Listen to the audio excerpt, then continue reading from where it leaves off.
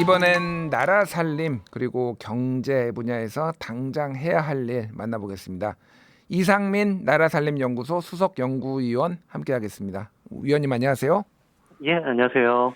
예, 지금 뭐 후보마다 조금씩 다르기는 하지만은 어쨌든 거의 공통적으로 얘기가 나오는 게 추가 경정 예산, 추경을 예. 지금 한다라는 것 같은데 어떻게 추경이 지금 진행돼야 되는 걸까요?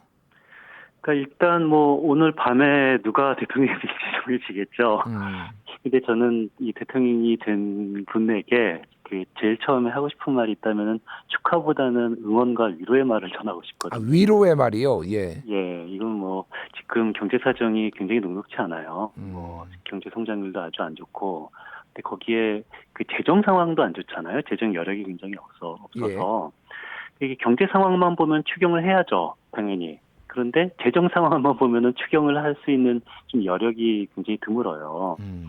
그래서 이 추경을 하더라도 굉장히 좀 효율적으로 반드시 필요한 거를 잘 해야 되겠다라는 생각 할 수밖에 없죠. 예, 이게 예를 들면 효율적으로 한다라면 어떤 분야에 조금 더 이 돈을 넣어야지 이게 경제 내수 경제가 특히 이렇게 활성화가 될 수 있을 거라고 보십니까? 그렇죠. 그러니까 1차 추경은 이미 하긴 했잖아요. 예, 그런데 1차 추경에서 그 부족한 부분을 2차 추경에서 채워줘야 되는데요. 그 1차 추경에서 가장 크게 한 부분 같은 경우는 그 소상공인들에게 50만 원, 뭐 전기요금 같은 거를 내줄 수 있는 거를 준 거거든요. 예, 근데 소상공인이 50만 원 받아서 뭐 전기요금을 냈다. 이게 뭐 내수 활성화에 도움되는 건 아니잖아요. 전기요금 내면 끝나는 거니까. 예, 그리고 뭐 GPU 구매 사업들, 그리고 융자 사업, 뭐 이런 것들은 좀 하긴 했는데, 실질적으로 이렇게 내수를 좀 활성화시킬 수 있는 사업은 부족해요.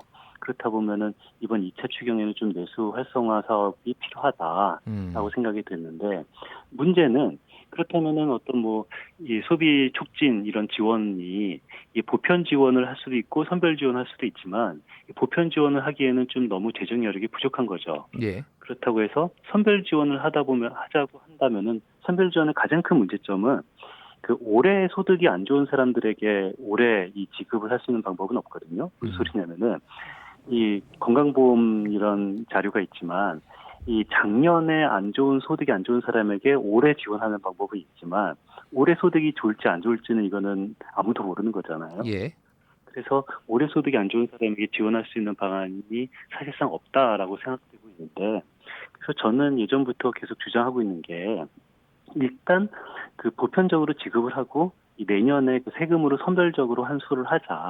하자라는 그런 방안을 말을 하고 있습니다. 알겠습니다. 그 앞에서 이제 재정 상황이 안 좋다라고 이제 말씀을 해주셨는데 최근에 이제 예. 저희가 이제 인터뷰도 하고 그때도 이제 좀 설명을 해주셨지만은 지금 얼마나 재정 상황이 안 좋은 건지 좀 설명 좀 해주시겠어요? 그 세수가 굉장히 줄어들었어요. 음, 24년, 작년 말 세수 규모가 이 337조 원이거든요. 얼마요? 그런데 얼마? 337조 원. 337조 원. 예. 예, 국세 수입이. 그런데 문재인 정부 마지막 해인 22년도 국세 수입이 396조 원이었어요. 음, 그러니까 윤석열 정부 2년 동안에 396조 원이 337조로 한 15% 세수가 줄어들었죠. 예. 근데 15% 세수해 준 것이 굉장히 극단적으로 이례적인 사실상 거의 처음 있는 일인데요. 예를 들어서 이 IMF 때 세수 줄어든 규모가 한 마이너스 3%거든요. 예. 그런데 윤석열 정부 2년간 세수가 마이너스 15% 줄어들었으니까 예. 이 세수 감소 규모가 굉장히 크다. 음. 그래서 앞으로 최소한 절대로 해야 되지 말아야 될 게 추가 감세는 절대 하면 안 예. 된다라는 생각을 합니다. 그렇군요. 이건 추가 감세 문제가 아니라 좀 증세를 해야 되는 거 아닌가 이런 얘기들이 지적이 좀 나오는데 대부분의 권영국 후보를 제외한 모든 후보들은 지금 오히려 감세를 하거나 뭐 구조조정을 하겠다 뭐 요 정도 얘기만 나오는 것 같아요. 좀 어떻게 보십니까? 그렇죠. 이 김문수 후보 같은 경우는 아주 굉장히 큰 규모의 감세를 공약을 했고요. 여기서 말하는 감세 공약은 윤석열 정부의 감세 규모보다 훨씬 더한 큰 규모의 감세가 공약이고요. 그리고 이재명 후보 같은 경우는 좀 뭐 세율이나 이런 거는 없지만 그래도 약간의 이 근로소득세 같은 경우를 이 세액공제를 확대하는 오히려 그러니까 증세가 아니라 좀 비과세 감면을 늘리는 그런 공약이 있고요. 권영구 후보만이 이게 증세를 얘기를 했는데 이게 사실 증세가 쉬운 상황은 아닙니다. 현재 상황이. 예. 어려우면은 앞으로도 이 윤석열 정부가 감세한 게 차기 정부에서도 계속 유지가 되면은 세수는 지속적으로 안 좋을 가능성이 높고 경제가 너무너무 활성화가 돼가지고 세금이 막 거치는 게 아니라면은 계속 어려울 거라는 전망을 할 수밖에 없네요. 그러니까. 그래서 우리가 반드시 해야 될 게 최소한 비과세 감면은 이거는 좀 정비를 해야 된다라는 것은 필수 사항이거든요. 예. 세율을 올리는 적극적인 증세는 못한다 하더라도 이 비과세 감면을 줄여서 이 세수를 확충해야 되는 것은 반드시 해야 되는 일이고요. 예. 그리고 사실 세금은 경제가 활성화되면은 세수가 좋아져요. 그래서 이 내수 활성화, 이 뭐 수출 등을 좋게 만드는 것이 이 재정 건전성을 위해서도 굉장히 필요한데요. 예. 그런데 이 내수를 활성화되려면은 좀 정부가 재정 역할을 해야 되고 좀 마중물 역할을 해야 되는 이유가 이 결과적으로 중장기적으로는 이 어떤 그 세수를 더 늘려서 그래서 이 재정의 지속 가능성을 확보하는데도 오히려 이런 추경을 통해서 재정 역할을 하는 것이 필요하다고 봅니다. 알겠습니다. 자, 이제 한 축이 이제 내수 활성화, 내수 경제를 살리기 위해서 재정 투입이 단기적으로는 적자 재정을 하더라도 불가피하다라는 말씀을 해주셨는데 장기적으로 보면은 이제 우리나라 산업이 가야 할 길 이런 것들에 대한 어떤 인프라 투자라든지 이런 것들이 필요하죠. 대표적인 게 이제 과거에 김대중 정부 때 초고속 인터넷망을 이제 전국에 깔아서 그런 것들이 새로운 기업들이 탄생하는데 상당히 일조를 했는데 지금 각 후보들의 얘기를 들어보면은 특히 이제 인공지능 AI 분야에 막대한 재원을 투자하겠다. 라는 것들이 이제 공약으로 있습니다. 뭐 100조 원 얘기도 나오고 있는데 맞습니다. 어디서 그러면 이거를 재원을 마련해 가지고 어떤 식으로 이렇게 투자를 해야 될지 그게 좀 궁금해요. 사실상 뭐 100조 원을 하겠다라는 것은 정부 재정으로 100조 원 하겠다라는 것은 아니고요. 그러니까 민간 투자 규모까지 합쳐서 100조 원을 하겠다라는 거여서 이것은 그냥 민간 투자를 좀 바라는 부분도 있는데요. 근데 민간 투자를 하라라고 해도 민간이 이것은 할 수 있는 건 아니잖아요. 예. 그래서 과연 어떤 식으로 이 민간 투자를 포함해서 정부 투자를 합쳐서 100조 원을 마련할지는 이거는 아무도 알 수가 없는 상황인 거고요. 그래서 저는 중장기적으로는 당연히 어떤 이 부가가치를 놀릴 수 있는 첨단 기술에 투자하겠다라는 그 방향성은 당연히 맞는 일이라고 생각해요.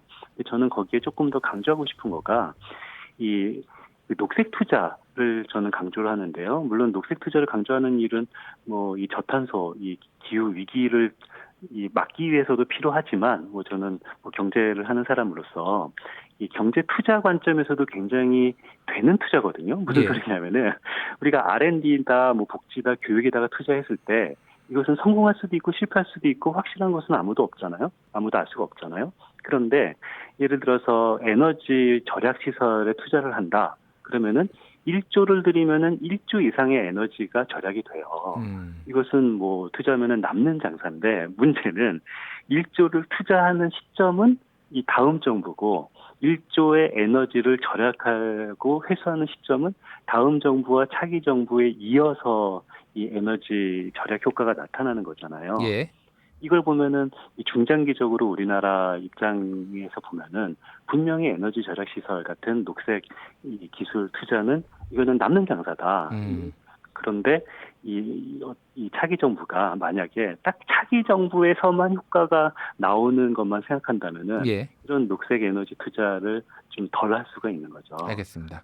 예. 말씀하신 거 들어보면은 이제 5년 단임제에서 일반적으로 내 임기 내에 성과가 나야 된다라는 그렇죠. 걸로 조금 하다 보니까 장기 투자에 좀 인색했던 과거의 사례들이 꽤 있는데 윤석열 정부에서도 특히 뭐 의료 개혁 한다면서 2,000명으로 의대생을 늘려야 된다라고 했다가 좀 여러 가지 어려움을 겪었는데 장기적인 관점을 가져야 된다 이렇게 말씀하신 것 같아요. 맞습니다. 지금 그러니까 요거는 뭐 직접적으로 이제 에너지 전문가는 아니지만 제가 이거 질문을 드릴게 녹색 투자 말씀하셨으니까 우리나라의 뭐 재생에너지 비중이라든지 이런 게 전 세계 평균이 한 30%좀 넘는데 우리나라는 10% 정도밖에 안 되고 여기에 적극적으로 지금 국가가 재정을 투자를 해야 되는 거 아닌가 이런 지적들이 나오고 있고 왜냐하면 이게 무역 보호 장벽으로 지금 탄소세라든지 이런 걸로 지금 유럽연합에서도 지금 시도를 하고 있고 그런 부분에 있어서도 좀 재정을 적극적으로 운용해야 되는 거 아닌가요?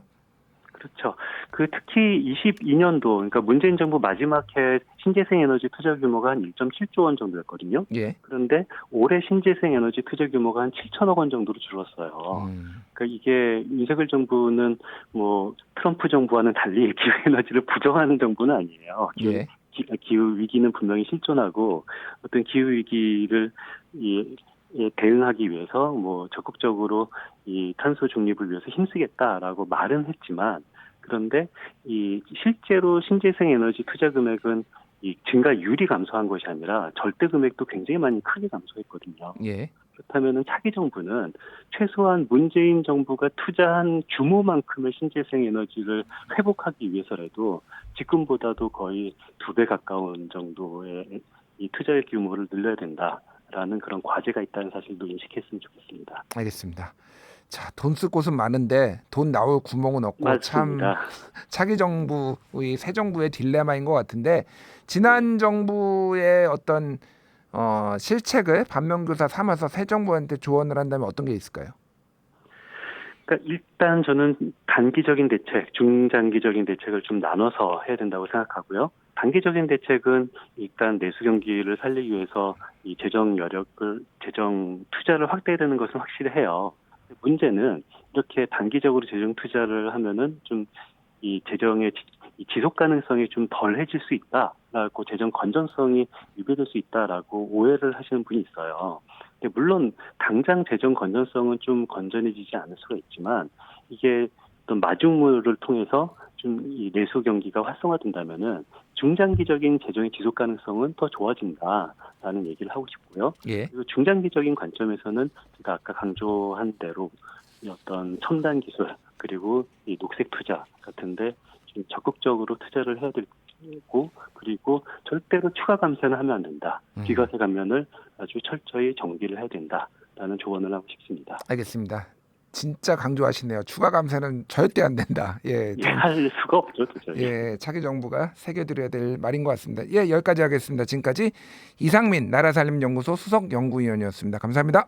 예, 감사합니다.